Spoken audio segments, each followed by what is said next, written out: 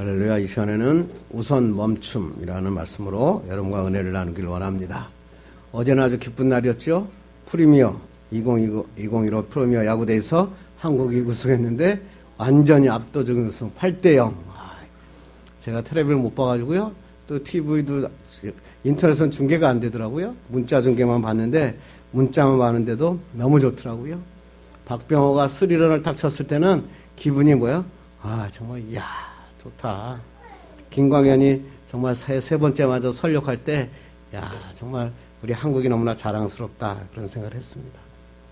그런데 그 경기보다 더 아찔한 경기가 언제요? 결승전보다 극적인 것은 일본과의 준결승 5대0 완패해서 4대3으로 역전하는데 제가 그 경기를 보다가 너무 화가 나가지고요 8회인가 돌렸어요. 그래서 그냥 다른 거 보고 있었는데 갑자기 와서 딱 보니까 4대3이 된 거예요. 그래서 9회를 보면서 얼마나 기분이 좋았는지, 그리고 가슴이 내가 괜히 채널 돌렸다. 그 2회 돌린 것 같아요. 8회, 9회. 그때 돌리지 말고 좀 더 응원할 걸 그랬어요. 그랬더니 그 다음날 아침 됐더니요, 그 인터넷에 어떤 목사님이 하나의 글을 올렸는데 어쩌면 저하고 똑같은 글 마음을 줬고 글을 올려서 여러분에게 한번 읽어드리려고 합니다. 그 제목은 조금만 더 참고 기다릴 걸. 세계 야구 축제 2015년 프리미어 한일전 경기가 19일 저녁에 있었습니다. 한일전답게 명승부가 펼쳐졌지만 3대0으로 지고 있는 한국 대표팀의 마지막 9회 초 공격을 보지 않고 채널을 돌렸습니다. 오늘은 승리가 불투명한 상태였고 일본에게 지는 모습을 보고 싶지 않았기 때문입니다. 일본의 괴물 투수 오타니 쇼헤이에게 7이닝 동안 하나의 안타만 쳐냈을 뿐 맥을 추지 못했고 대한민국 국가대표팀의 수비 실수도 있었기 때문에 결승 진출은 어렵다고 판단했습니다. 그런데 잠시 뒤 인터넷을 통해 4대3 역전승을 했다는 소식을 듣고 기쁨과 동시에 조금만 더 참고 기다릴 걸 하는 아쉬운 마음이 들었습니다. 끝까지 응원하지 못하고 채널을 돌린 것에 대한 아쉬움과 야구의 마지막 역전승이라는 것도 있는데 국가대표를 신뢰하지 못하고 거기까지 기대하지 못했던 것에 대한 미안함도 있었습니다. 그렇게 하면서 이 목사님이 하나님을 생각했다 그래요. 만약 인생의 경기에서 늘 실패만 하고 안타 한번 쳐내지 못하고 삶의 마지막을 남겨놓고 있을 때 주님도 채널을 돌리실까? 더 이상 나를 이해하지 않으시고 가능성이 없다고 생각하실까? 분명한 것은 주님은 그러하지 않으실 것입니다. 끝까지 나를 응원하실 것이고 비록 내 인생의 초반에는 고전도 하고 낙심도 하고 실패도 있을지라도 인생의 마지막까지 함께 하시면서 나를 응원하실 것입니다. 그 주님을 닮고 싶습니다. 믿음의 사람이 온전하지 못하여 자꾸 넘어지고 되는 것 없고 실망만 줄 때, 채널을 돌리고 싶은 마음이 들 때, 그의 인생의 마지막을 볼 때까지 조금만 더 참고 기다리겠습니다. 사랑합니다. 목회자 마음을 너무나 똑같이 나도 우리 교인들이나 우리 성도들에게 마지막까지 더 참고 기다리겠습니다. 이런 생각이 들었어요.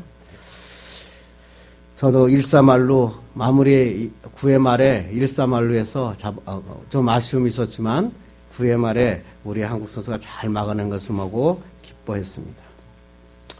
여러분도 삶에서 어떨 땐 실패할 수도 있고요. 어떤 사람한테 실망할 수도 있고 어떤 사람이 내 뜻대로 안 될 때도 있어요. 그런데 중요한 건 뭐냐면 조금만 더 기다리시면 돼요. 하나님을 믿고 조금만 더 기다릴 걸 생각하며 여러분 사는 여러분 되기를 간절히 바랍니다. 다음 주일이 벌써 11월 29일 대강절입니다. 주님을 오심을 기다리는 주간이 시작됩니다. 교회력으로 보면 대림절부터 1년이 시작합니다. 다른 말로 하면 내년부터는 2016년이 이미 교회력으로는 시작되는 것입니다. 그런데 세상의 달력은 한 장, 12월에 한 장을 남겨놨습니다. 9회 말, 12회 말, 한 장이 아직 남아있다는 겁니다. 2015년 너무나 빠르게 지나왔고 성취와 만족보다는 아쉬움과 후회가 저는 많이 남습니다. 안타도 치지 못하고 치는 것마다 삼진당하고 거기에다가 제가 실제까지 한 해였다. 하나님 앞에 고백합니다. 이때 필요한 게 뭘까?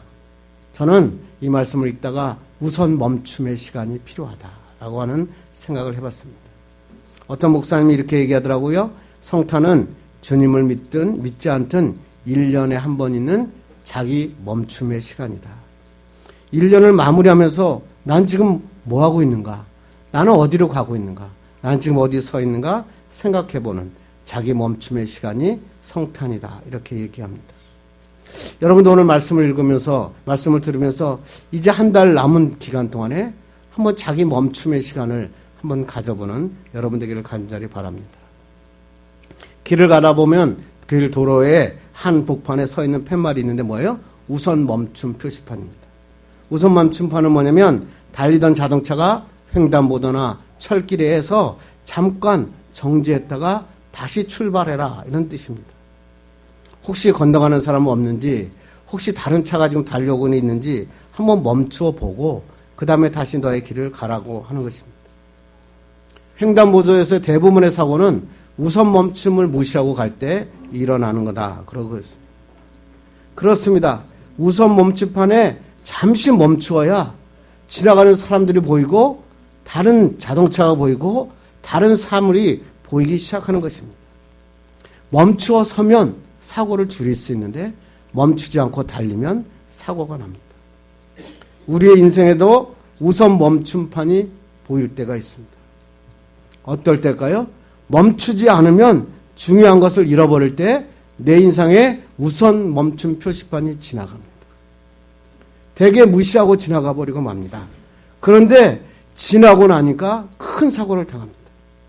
어떤 사람은 건강을 잃어버리기도 하고요. 어떤 사람은 정말로 내가 사랑하던 사람을 잃어버리기도 하고, 어떤 사람은 내가 모은 어떤 물질을 잃어버리기도 합니다. 그런데 잠깐 멈출 때 멈춤의 표시판이 우선 멈춤의 표시판일 때 쓰면 다시 한번 돌아보면 보이지 않았던 것들이 보이고 내 인생의 새로운 길을 출발할 수 있다 하는 것입니다. 그리고 봅니다. 내게 소중한 게 뭘까?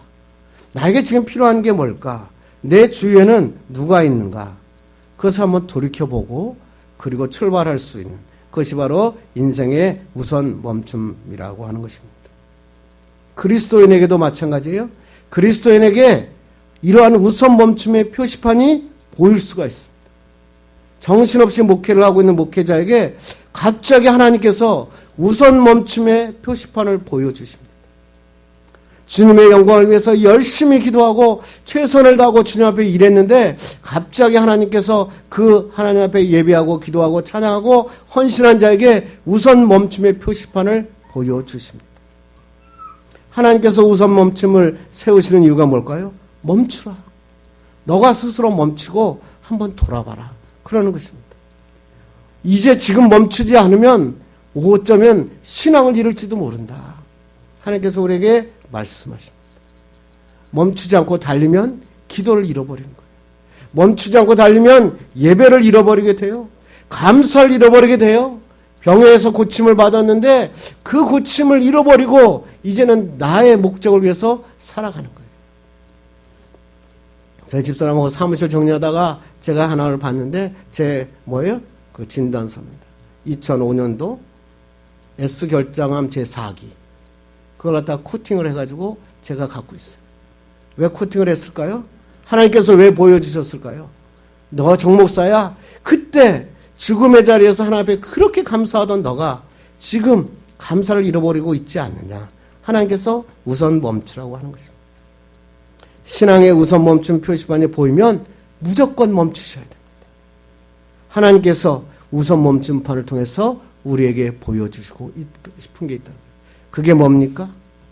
오늘 본문 야고보서는 어떤 성경이냐면 사도 야고보가 신앙생활을 열심히 하고 있는 유다의 12지파에게 보내는 편지입니다. 내용은 이런 겁니다. 너희들이 열심히 신앙생활하고 있는 걸 내가 잘 알고 있는데 그런데 한번 오늘 멈추어서 너희 신앙을 한번 점검해 보면 어떻겠느냐라고 말씀하십니다. 오늘 우리가 읽은 본문 야고보서 4장은 이런 겁니다. 왜 성도 간에 다툼이 일어나고 있는지 아느냐?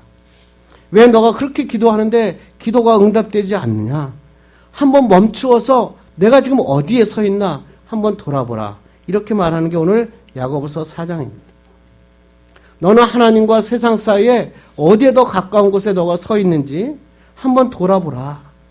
지금 너가 은혜 속에 거하지 못하는 이유는 하나님께 가까이 있지 않고 세상에 가까이 있기 때문에 그런 것이다 라고 하는 것입니다. 겉으로는 그리스도인의 모습을 감췄어요. 예배도 하고 기도도 하고 문의는 그리스도인이에요. 집사이고 목사이고 장로이고 권사예요. 그런데 문의는 그런데 예수님 앞에 나오는 게 뭐냐면 세상의 성공을 위해서 하나님 앞에 나오고 있지 않느냐. 내 욕심, 너가 가지고 있는 걸 더 갖기 위해서 하나님 앞에 나와 기도하고 있지는 않느냐. 그렇게 묻고 있습니다. 결론은 뭘까요? 세상과 가까이 하지 말고 하나님, 예수 그리스도와 가까운 사람이 되라. 우리에게 말씀하고 있는 것입니다. 사랑하는 여러분은 지금 하나님과 세상 중에 어디와 더 가까이 서 계십니까? 예배하고 기도하고 봉사하는 것이 세상의 것을 얻기 위해서 예배하고 기도하고 봉사하지 않습니까? 하나님은 그게 아니라는 거예요. 내가 원하는 것이 이루어지지 않았다고 큰 소리를 치면서 작정 기도하고 있지 않습니까? 하나님은 그게 원하는 게 아니라 나를 원해라. 하나님과 가까이 계시는 것, 그것이 중요하다. 하나님의 임재하심보다 예배에 다른 조건이 있는 것 아니냐, 이렇게 묻고 있는 것입니다.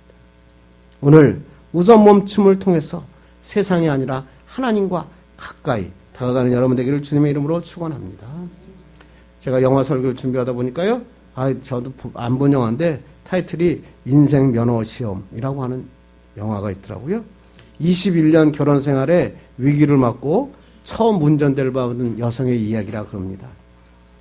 그런데 이 인생의 여정에서 이 여성이 이야기하는 것은 인생의 4가지 표시판이 꼭 필요하다는 거예요. 첫째가 뭐예요? 우선 멈춤. 두 번째는 추락주의. 세 번째는 천천히. 네 번째는 좌절 금지. 앞만 보고 다니는 현대인에게 우선 멈추어라는 것입니다. 그리고 추락을 주의해라는 거예요. 잘 나가는 것 같은데 추락한다는 거예요. 그리고 삶에서 천천히 가보라는 거예요. 그리고 좌절하지 말자. 이 4가지 표지판을 보고 달려간다면 성공하는 인생을 살아갈 수 있다라고 하는 영화라고 합니다. 그렇습니다. 자동차로 달리는 거 기쁘죠? 그런데 자동차에는 필요한 게 있습니다. 악셀레이터가 필요한가 하면 브레이크가 필요합니다. 밟지 않고 계속 달리면 엔진 과열로 어려움이 생기죠. 그래서 고속도로에 가면은 휴게소가 있습니다. 왜 있을까요? 가다가 쉬라는 겁니다. 잠깐 쉬고 엔진을 멈추고 더 멀리 가기 위해서 휴게소에서 잠깐 기다리고 쉬었다 가는 것입니다. 다른 말로 얘기하면 멈추면 다시 달릴 수 있습니다. 그런데 멈추지 않으면 미래를 보장할 수 없기 때문에 휴게소들이 있는 것입니다. 특히 제가 중요한 약속을 가지고 차를 몰고 가면 차들이 갑자기 유독 빨간불이 왜 그렇게 많은지 가는 데마다 신호등에 걸린다는 것을 느낍니다. 자꾸만 발길을 잡는 빨간불 때문에 속 안에서 목사인데도 불구하고 화가 납니다. 그런데 생각해보면 그 멈춤의 신호등은 나를 보호하는 신호등이었다는 것입니다. 여러분 사업에 정신이 없으십니까? 돈을 벌기에 정신이 없으십니까? 연애에 정신이 없으십니까? 한번 멈춥시다. 금년이 지나가기 전에 한번 멈추어서 하나님 앞에 한번 멈춰주는 시간이 필요하다고 하는 것입니다. 저는 살면서 보니까요, 제 마음대로 뜻대로 잘 되던 시간은 그렇게 많지 않았던 것 같습니다. 정신없이 일한다고 해서 바쁘게 일한다고 내가 원하는 것을 얻었던 것, 오히려 절망이 더 많이 찾아왔던 것 같습니다. 하나님 앞에 분명히 기도하고 연초에 시작했는데 그것들이 이루어지지 않아서 어그러지고 계획대로 앉아서 절망하며 애통할 때가 많습니다. 이런 어려움이 올 때에 어떻게 할 것인가? 멈춤의 표시를 주실 때 내가 어떻게 할 것인가? 오늘 우리가 찬양했던 찬양이 뭐예요? 내 주를 가까이 하게 하면, 작사자가 플라워 애덤스라고 하는 부인입니다. 영국 부호의 둘째 딸로 태어났거든요. 그래서 이 사람은 아주 미모도 잘생겼고 아주 다재다능해서 훌륭한 최고의 여배우가 됩니다. 그리고 최고의 농객인 윌리엄 애덤스라고 하는 사람과 결혼합니다. 그때부터 인생은 이제 인생은 멋진 인생을 살 거라고 생각했는데 3년이 못 가서 건강을 잃어버리게 맙니다. 런던의 시골 마을에서 두려움에 떨며 살고 있었습니다. 왜 그러냐면 자기 어머니하고 언니가 다 폐결핵으로 사망했기 때문에 자기에게도 이 폐결핵이 찾아왔다는 걱정과 두려움인 것입니다. 그것보다 더 두려운 것은 뭐냐면 무대에 설 수 없다는 고통이 이 여인을 감싸고 있었습니다. 하나님의 말씀을 읽다가 창세기 28장에 야곱이 루스 광야에서 돌베개 베고도 자는 그것을 성경 읽다가 은혜를 받습니다. 그 말씀을 생각하면서 내 주를 가까이 하게 함은 십자가 진 같은 고생이나 내 일생 소원은 늘 찬송하면서 주께 더 나가기 원합니다. 내 고생하는 것 옛 야곱이 돌베개 베고 잠 갔습니다. 너무 힘드니까 야곱이 돌베개 베고 자는 자기의 모습이 자기의 모습입니다. 그런데 뭐예요? 꿈에도 소원이 늘 찬송하면서 주께도 나가기 원합니다. 좌절하고 쓰러진 게 아니라 뭐예요? 주께도 나가기 원합니다. 하나님께로 가까이 다가갔습니다. 43살의 나이로 밝은 미소를 띠며 하나님 품으로 돌아가며 그때까지의 많은 찬송들을 작사하는 아름다운 하나님 여성이 되었다고 하는 것입니다. 시련의 시간이 온다고요. 내 삶이 내 뜻대로 안 돼서 좌절할 때가 있다니까요. 그런데 그 우선 멈춤의 섬에 하나님을 가까이 하면 외롭지 않고 하나님의 기적을 만나게 되고 아름다운 찬송을 짓게 되는 것입니다. 우선 멈춤은 쉬라는 게 아니에요. 정비하라는 것이에요. 다시 한번 돌아보라고 하는 것입니다. 하나님과 세상에 내가 누가 더 가까이 있는지. 오늘 한번 우선 멈춤의 시간을 통해서 여러분을 한번 돌아보는 여러분 되기를 주님의 이름으로 축원합니다.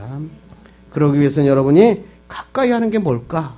한번 생각해 보기를 바랍니다. 우리 본문 한번 읽겠습니다. 시작. 하나님을 가까이 하라. 그리하면 너희를 가까이 하시리라. 죄인들아 손을 깨끗이 하라. 두 마음을 품은 자들아 마음을 성결하게 하라. 가깝다라는 뜻은 뭐예요? 가깝다 멀다.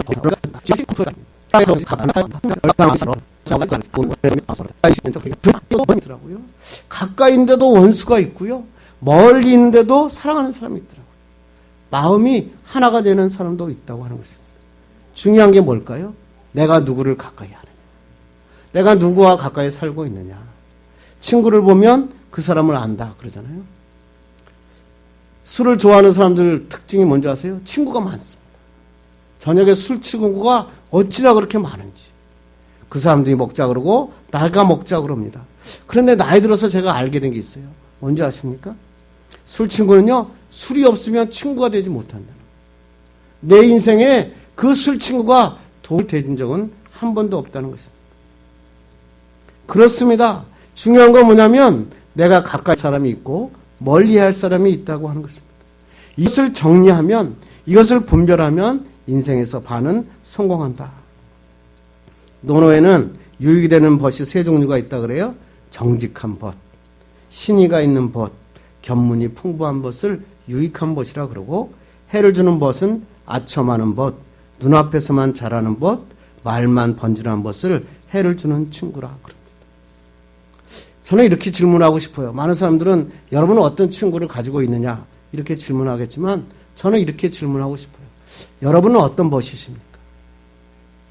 좋은 친구를 만나는 게 중요한 게 아니라 여러분이 좋은 친구가 되는 것 그게 더 중요하지 않겠습니까? 좀 정직하고 좀 한번 정했으면 끝까지 가고 신의가 있고 그리고 게으르지 않고 계속 공부하는 그런 멋진 벗 그게 여러분이 될 때 그 주위에 여러분을 좋아하는 사람들이 모이게 되는 것입니다. 우리 인생에서 내 모든 것을 내놓아도 그것에 아깝지 않는 친구를 만나는 것 그걸 뭐라 그러냐면 신앙이라 그래요. 왜? 그 친구가 누구기 때문에? 하나님이시기 때문에. 하나님은요 정직하시고요 끝까지 나를 지키시고요 하나님은 무지하게 모든 것을 알고 계시는 하나님이십니다. 그 하나님과 진짜 친구가 되는 법은 뭘까요?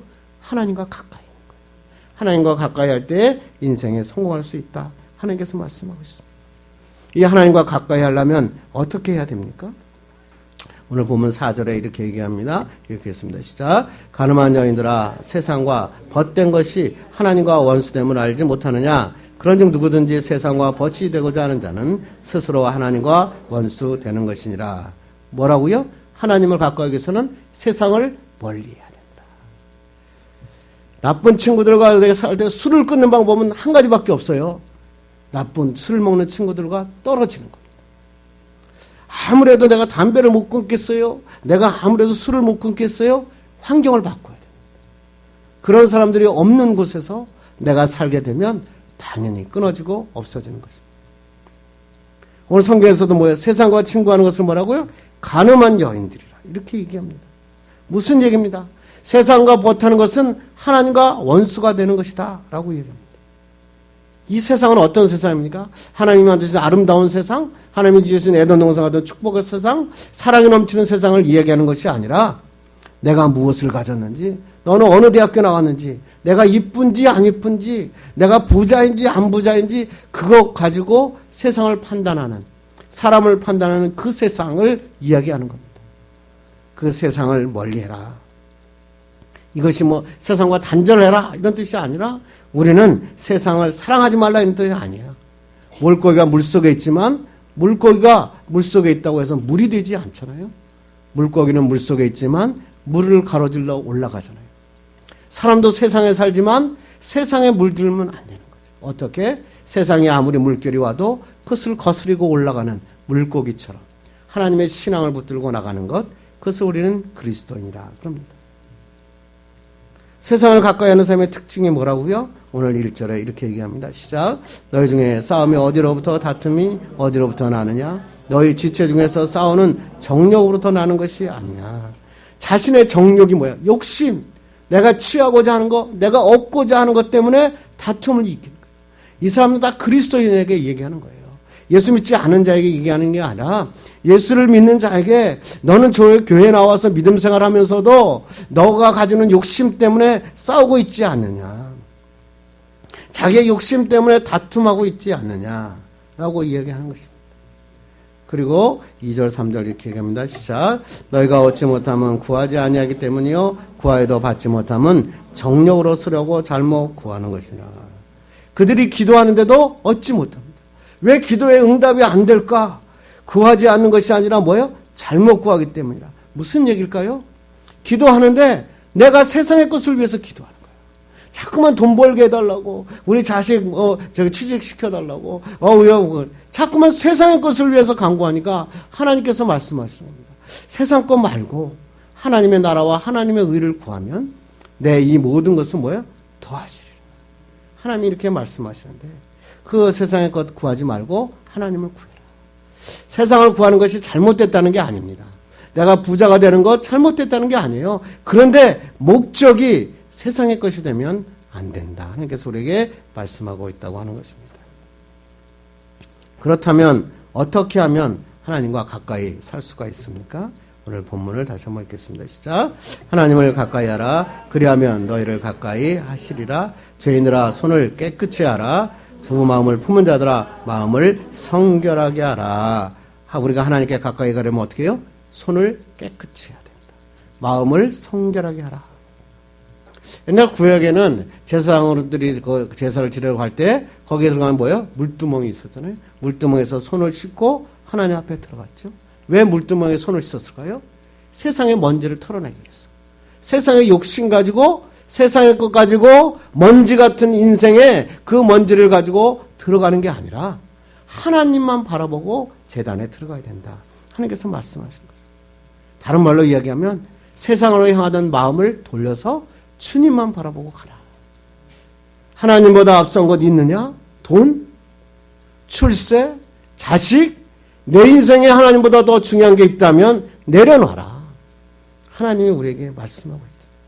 마음의 할례를 받아라. 필요 없는 거 걷어내 잘라버려라.